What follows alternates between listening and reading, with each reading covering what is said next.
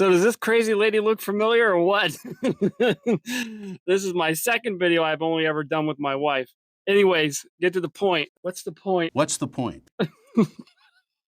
Get on with it. Get on with it. An elder commented, a former elder and pioneer commented on one of my videos, and I was thinking, you know what? I'm going to go check that out. He said that go check the end user agreement with the JW app about medical treatment or something like that. And I found it, and I started to read it to her, and she was like, what? Because it was meant to be confusing, like Willy Wonka contract kind of confusing.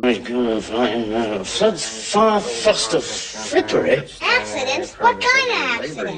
I didn't know we had to sign anything for this tour. So I'm gonna read it to her again. And this is just done on the fly. We don't have like all our equipment set up or nothing. It's just a fast thing. But okay, so this is I'm gonna post this up on the screen, even though I'm reading it from this other phone I have. It's section 6 under the user agreement for the JW app. It's called medical information. The content of this application that contains any medical information or references is for informational purposes only and does not constitute medical advice, nor is it intended to be a substitute for professional medical advice, diagnosis, or treatment. The medical information does not recommend or endorse any specific tests, physicians, products, procedures, opinions, or other information that may be mentioned in the medical information. Start that sentence. Start the sentence. All right. This is exactly what they wanted. I'm not sure what sentence, but I'll start from here. The medical information, meaning what they're, I love tort law and contract law, in case you guys didn't know. The medical information, which means that they mention in the app, maybe about the blood doctrine or so forth,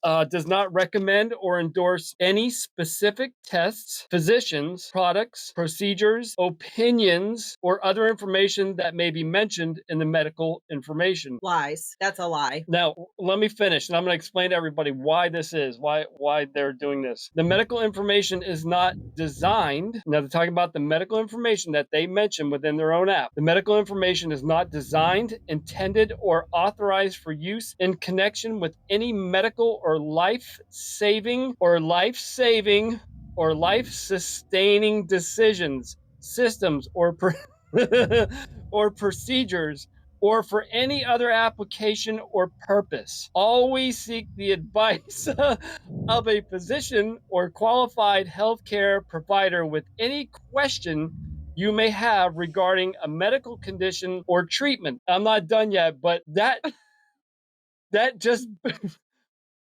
okay. So everything that we tell you to do, we expect blind obedience. But if it comes to anything legal and we can get in trouble, financially, read this fine print, because we've already gone out. We're not liable. That was just, we didn't even say anything. What about the blood card I carried around? Exactly. For so 20 years. If it's going to affect their bottom dollar, they're going to say, no, just do what the doctor says, because they know now they have this medical information in print on their own website, they can be sued. And so by agreeing to this, you can't sue them. But actually, I found a loophole in here, so you actually could. But all right, I'm going to keep reading this. This pretty much spits the blood doctrine right out the window. This is wild. This application assumes, oh man, I didn't see this part. This application assumes no liability or responsibility for any errors or omissions in the content of any medical information. Reliance on any medical information is solely at your own risk. Oh, it's a risk, all right. It's a risk, all right. So they can just say, oh, well, that's an error, because they say we're not responsible for any errors or omissions. So for anything, they could say, well, that's just an error. And anyways, you agreed to the terms. I mean, who cares? They already got up on stage and they said, we don't have to apologize when we get it wrong. Exactly. So Jehovah's Witnesses, I encourage you to read through all of this disclaimer, especially section 6. This basically says, if you need blood, just go ahead and take it, because we don't want to be sued. Yeah. If you or a loved one dies. Where's the disfellowshipping clause? That's what I want to know. That's exactly correct. You literally martyred children in the 1994 Awake. Yes, indeed. And said basically that they lovingly gave up their lives for this blood doctrine. And now you're like, that's up to you. We don't have anything to do with it. Even though specifically there's literature videos, all kinds of stuff talking about their medical expertise when it comes to why they're the hospital liaison committee. I'm looking at section 7. I'm not going to keep going with this, but this is a disclaimer of warranties, and it doesn't mean like a warranty with the car. It's a different kind of a warranty. And it basically says they're not responsible for anything that happens to you now and after life. Oh my word. So your salvation is in our hands, but when that goes south, that's not on us. Because there's rules to this spiritual battle. There really is. They have to tell you the truth, even if it's hidden in semantics. They have to tell you the truth, and they have to tell you what they are doing next. And if you choose not to research it, well, that's on you. Really, I mean, Jehovah's Witnesses, look at section 7. This is frightening. They bombard you with all of this literature and verbiage in their contract and everything because they know you're not going to read it. It's like when you sign any contract for anything, you just go to the bottom and you sign it. You have no idea what you're signing. And this is your salvation on the line. And they're basically like, we don't have anything to do with it. And that's why they're pushing that you have free will. I mean, I'm just looking through this right now, and listen, I own my own business for 13 years, and I've learned to read through contracts, and I've learned to write contracts as rock solid as possible. And what I'm telling you about this contract, this voids the entire religion of Jehovah's Witnesses. Everything they have taught. Wow. Actually, they have a little provision for everybody in here. You want to know what it is? Oh gosh. If something happens to you, the most you can sue for is $10. This is like a Willy Wonka contract, but even worse. We just thought we'd do a quick video on this.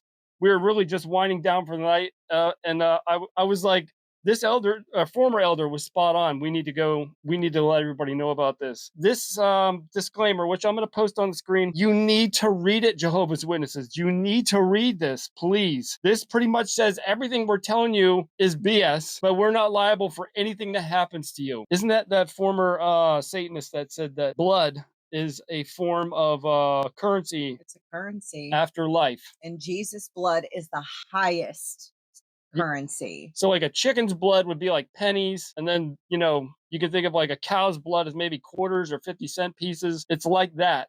So Rutherford, how much blood has been shed in this organization over this doctrine that they're separating themselves from any liability. So Rutherford is getting automatic deposits now in the afterlife, but that's only until Jesus shows up. All that's over with.